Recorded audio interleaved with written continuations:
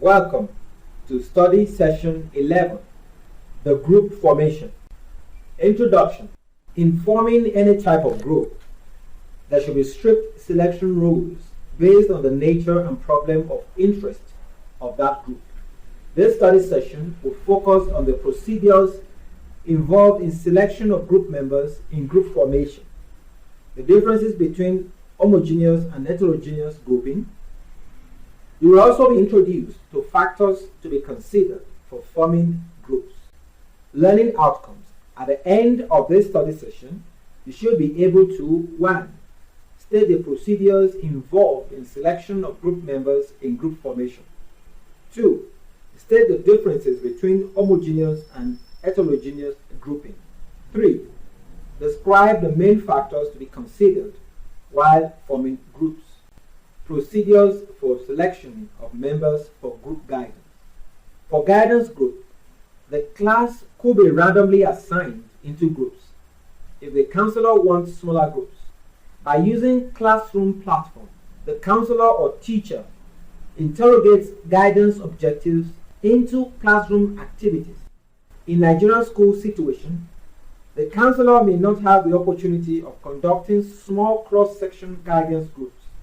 The guidance activities will therefore be more on class basis. Another procedure for selection is by inviting students to participate in group counseling without any previous interaction with members. On the other hand, the counselor can invite students to participate in group counseling after the counselor has been relatively familiar with the prospective participants and their concerns.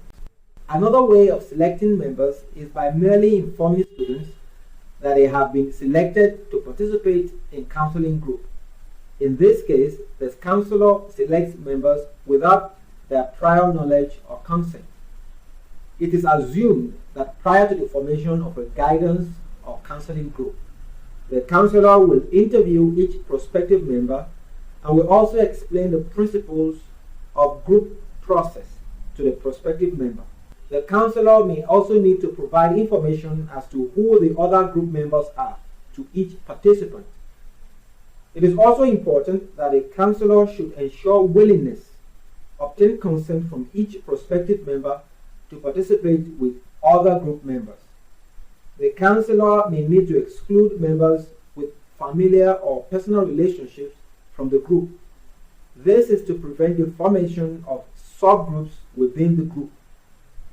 Other things to consider in group formation include composition of group, that is, whether the group is to be homogeneous or heterogeneous, sex and age of group members, and whether the group should be open or closed, that is, continuous.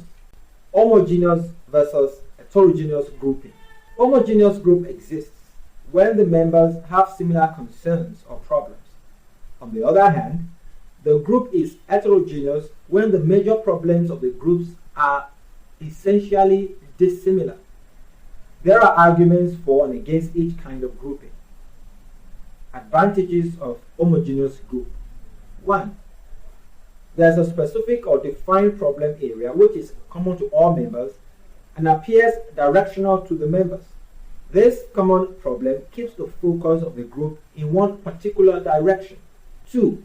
The similarity of problems tend to promote the acceptance of members among themselves since the concerns appear to be the same. 3. There is opportunity to learn how to resolve one's problem by borrowing the methodologies used to attack similar problems by other members. 4. There is also the creation of attitude of belonging within members as the problem is not different from that of others. Thus, there is less tension in discussing problems. The disadvantages. 1. Homogeneous group reinforces the negative aspects of the problem, thereby making no room for novel or creative solution to the problem. When this occurs, it weakens rather than enhances the work of the group. 2. Homogeneous group also increases the likelihood of the establishment of a substitute reality in which members agree to live with their problems rather than continue to seek alternative solutions. Advantages of heterogeneous grouping. 1. Heterogeneous group can serve as a social microcosm representing the members' macro community, a minute social representation of the members' larger community. 2. There is also the tendency to give the member the impression that his problem may be less serious compared to others in the group. Disadvantages. There is the tendency to concentrate on an individual whose problem is too different to the detriment of other members of the group.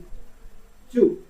There is also the tendency to spend a large proportion of the group's time with a few members while others get very little help. 3. It is demanding on the group leader, who has to interact effectively and equitably within the array of problems presented. Sex and group composition. The topic being discussed will determine whether the group is to be mixed on the basis of sex or not. For example, topics on information given as regards educational and occupational matters do not require separating the sexes. Project work and discussion of social issues could be done in mixed groups. Legally, there is no sex discrimination in employment in Nigeria. Therefore, vocational guidance activities such as discussion on jobs, job clusters, work tasks, job families, vocational behavior, vocational adjustment, etc. could be done in mixed groups.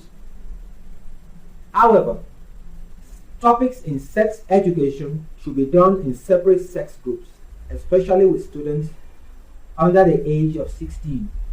Social and emotional maturity of each prospective group member should be taken into consideration when forming a group. Since teenagers vary in emotional maturity based on factors which include sex, there is the need, therefore, to assess the maturity of participants. Girls generally are more mature socially compared to boys of the same age during the course of development.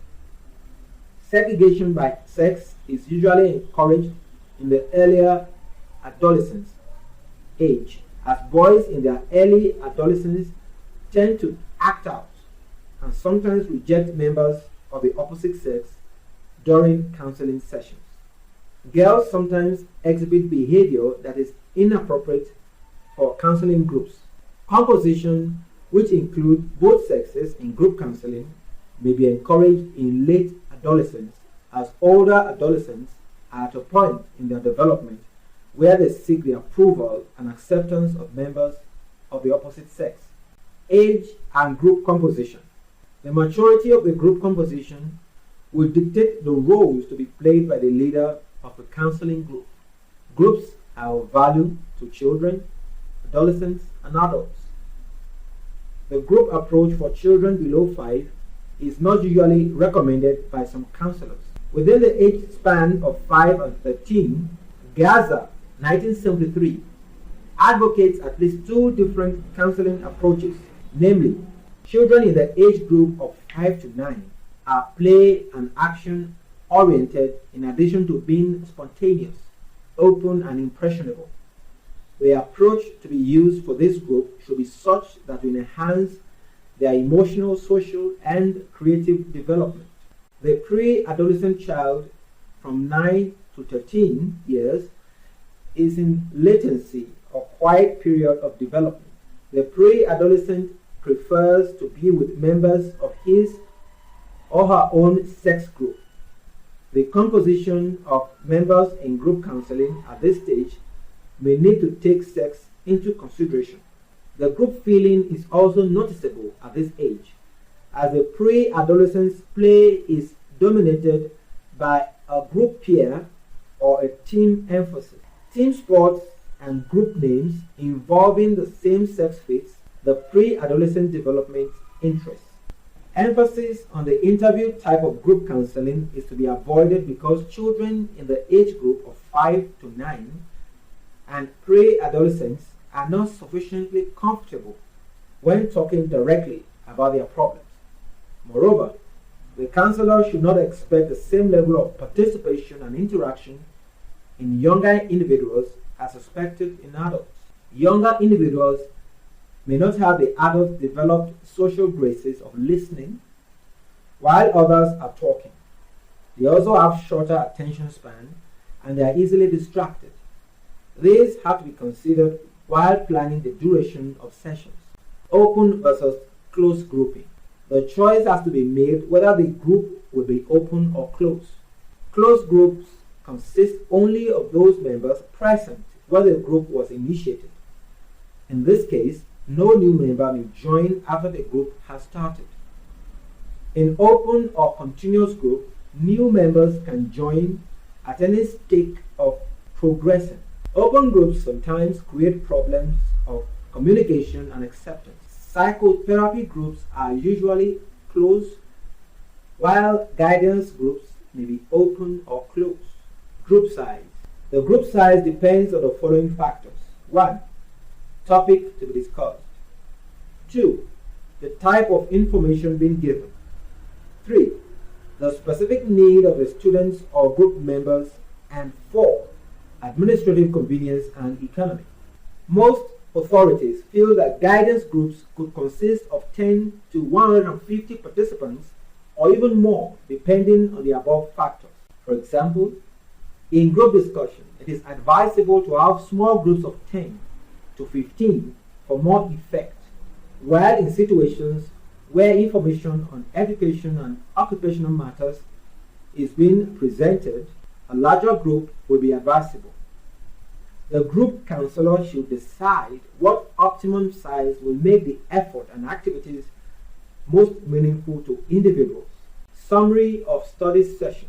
In this study session, we have been able to discuss procedures for selection of group members in the process of group formation. These procedures or rules vary accordingly to the nature and purpose of groups to be formed.